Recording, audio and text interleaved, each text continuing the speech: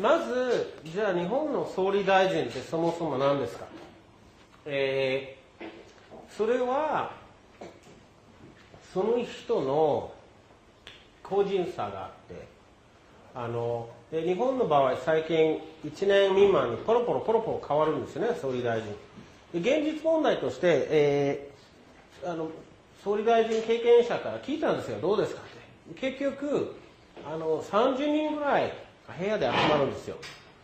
でその30人で国の運営を基本的に決めるわけだから、総理大臣が勝手に決めるわけではありません。まあニュース見てれば分かる、やっぱり駆け引きがいろいろあるんですよ。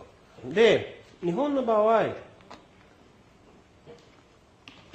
ずっと2つの大きな派閥があったんですよ、総理大臣に関して。戦後一つは、よく、田中派と言われるもので、もう一つ岸派で、岸派っていうのは、CIA アメリカとべったりのグループで、田中っていうのはどちらかというと国内勢力の、方なんですよ。で日本の場合戦後しばらくね、アメリカ共産主義が怖かったんで、結構総理大臣外交のことさえ言うこと聞けばある程度自由にさせたんですよ。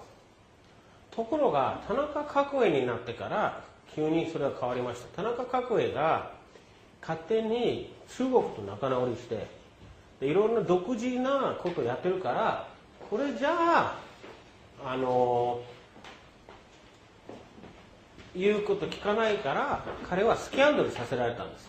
ロッキードスキャンダルで、このスキャンダルっていうのは、よくなんか日本の政府が民間機を買ってその裏金が田中角栄もらったから失脚させられたんですけれども、実は全ての政治家お金もらってたんですよ。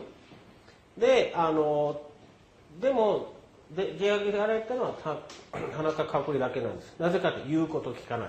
その後日本の総理大臣が、ずっと調教されたんですよ。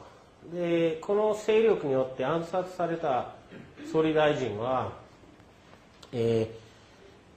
まず大渕、大平、橋本、竹下がみんな殺されたんです。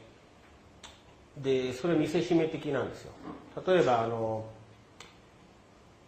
一番ひどかったのは竹下登、こう拷問をかけられた殺されたんです。で映像を撮られたわけで、その映像を見たという日本の政治家と何人か会ったことある。お前も言うこと聞かないとこうなるんだっていう脅しなんですよ。それは日本人が知らない。あと日本人が知らないのは、これは非常に大きなタブーなんですけども、大渕と田中角栄以外の戦後の総理大臣がみんな朝鮮人でって思うでしょ。でそれがどういうことかというと、第二次世界大戦ね、アメリカ人が日本人と戦うじゃないですか。で最後までもうみんな死ぬまで戦う。こんな恐ろしい民族いないと。でも蓋を開けてみるとまだ生きてる人いるんだと。なんでお前最後まで戦わなかったんですかって。いやうちは韓国人だから関係ないっつって。あそうかと思って、これ使えるかもねっていうことで、これはね、この植民地、国を植民地にするための常套手段として植民地である認識をさせない。これイギリスがインドで学んだんですよ。インドが植民地だった時に、過半数の民族であるヒンズーとイスラム教徒を使って軍隊を作ったんですよ。そしたら大きな反乱が起きたわけ。ね。で、反乱起きてはまずいなと思って、その後、少数民族であるゴルカ族とシック族を使ってインドを治めたわけですよ。で、同じように日本を治めるために、日本人の顔をした日本語をしゃべる、でも本来は、日本国籍じゃないというか日本籍じゃない人たちを使って戦後日本を治めた。それは日本の総理大臣についての最大の秘密とタブー。で、それも今変わろうとしてはいるんですよ。で、逆に日本人の8割はいつか韓国から来たんですよ、中国から。2割は縄文人なんですけども、残りはその来た世代によって違うんですから、必ずしも悪い話じゃないけれども、ただやっぱり、戦後はそういう構造があったわけですよ。だから皆さんが思うようにことはなってないのはそこにあるんですよ。で、宮崎県に興奮村があるんですよ。で、それは日本の天皇家なんですよ。あそこの興奮村って博物館あるんですから、ぜひ見てください、自分の目で。日本の皇室が自分たちで言ってるんですよ。戦後、紀元後6世紀ぐらいに、韓国の内戦に敗れて宮崎県に移動した、韓国の王朝が始まりなんですよ。で、自分たちも言ってるのよ、それを。で、それは最近でも周りの人たちが言わせてもらわないけれども、日本人は大体そうなんですよ。で、日本に隠れた歴史があるのは、弥生人っていうのは米を作る民族なんですよ。で、それは韓国から中国から来た人たちなんですけど、で、米を作るとすごいたくさん人できるのよ、数が。でもどちらかというとチビなんですよ。で、縄文人っていうのは狩り民族、要するに漁をして魚を取ったり動物を殺したり、でかい、たくましい。で、骨格違うの。よく鬼っていう顔はもっと縄文人。沖縄の偏僻な島とアイヌでその純粋な縄文の血が見えるわけで、遺伝子の調査をすると日本人の2割が縄文人で8割弥生で、その縄文人って大きくてたくましいから戦うよりも米あげて用心棒として雇うっていうことが決まって、で、例えば鎌倉時代の侍のお墓発掘したら骨格は違うわけ、日本人と。要するにたくましい少数民族を、軍隊として使ったわけで、それは侍の由来、あとヤクザの由来と、でそういう隠れたテーマも日本にあります。でもその人たちが日本を守ってはいる。で、昔から日本にいる民族ですから悪いことは言わないけど、一応タブーに囲まれてるからあんまりみんな知らないっていう感じなんですね。その、DNA 辿っていくと、大陸から来た弥生人だ縄文人だってあると思うんですけど、それを知った上でアメリカがコントロールして総理大臣選択に関わってるってことですかね。結局これは日本に限らずですね、世界全体言えることあるんですよ。それは人類で大体大きく分ける2種類いるんですよ。堅気、要は法律に従って上の言うことを聞いて、で法廷の裁きに従うと。あとはいざとなれば自分で戦うと。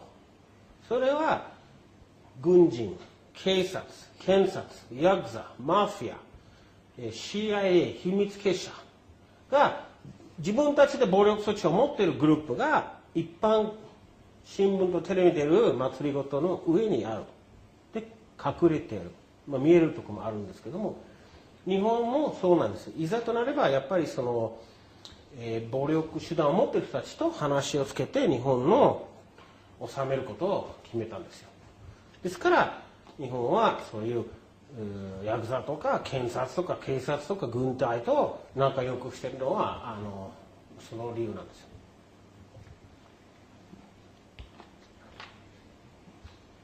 他に質問がございますか？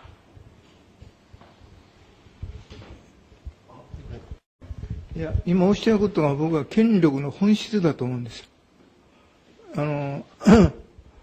例えば、田中角栄さんも総理大臣はなりましたよね。その時は、僕は個人的にキッシンジャーが来てテストして一応 OK にしたわけですね。これは僕は個人的に知った角さんから聞いたんですがね。それで、後で多分、石油マフィアに殺されかかったんでしょ？違いますか？角さんの場合。私が聞いたのは、はい、中国と国交正常化した時に、キッシンジャーが怒ったわけ。こいつはね、何するか分かんないやつだなと。それで要するに最初は OK 出したけれども、やっぱり言うこと聞かなさすぎるからクビにしたっていうふうに僕は理解してる。じゃあ中国要するに中国と先に国交正常化してアメリカが1年早かったでしょ？それは詳しいこと覚えてない。1972年にアメリカが始めて、それで73年角さんが74年から総理大臣になりましたからね、2年ぐらい遅れて日朝をやったわけですから、僕は石油でやられたと思ってるんですが、違いますか？どういう形で石油でやられたと聞いてるんですか？逆に聞きたいんですよ。だから角さんがね、要するにセブンシスターでよりもエイトシスターを考えようじゃないかと言って、アフリカなんかと、それからセブンシスターの一つを買収にかかるとかですね、それから石油のグループありますね、あの中に入っていこうとした。これは僕は個人的に話してるわけです。それは虎の尻尾を踏んだ角さんという中国語論にも出てます。同じような話。で、石油で角さんが要するにオイルメジャーのグループから上院のですね、アメリカの上院から買収なんか5億円使ったとか、そんな話を流されて国会で失脚したと。だから結局オイルメジャーにやられたんじゃないかっていうのは私の判断です。それは初耳ですけれども、でも、十分あり得る。全部データ差し上げます。本当は、逆にそれは私が聞いた話と違いますね。先生のは中国ですか？僕はそれを聞いたのは日本の公安の人ですけれども、ただ、この話の方はなんか信憑性あるかもしれませんので、ちょっと逆に勉強しますね。データ差し上げます。またよろしければ。なぜかって石油がすごい大きな権力なんですよ。セブンシスターですね。ちょうど1974年の石油の例のありましたね。あの時に角さんが始めたんですよ。セブンシスターの一角に入ろうとして。なるほど。やっぱりね、さっき言ったその影の権力者っていうのは、例えばロックフェラーっていうのは石油のいっぱい利権持ってるわけ。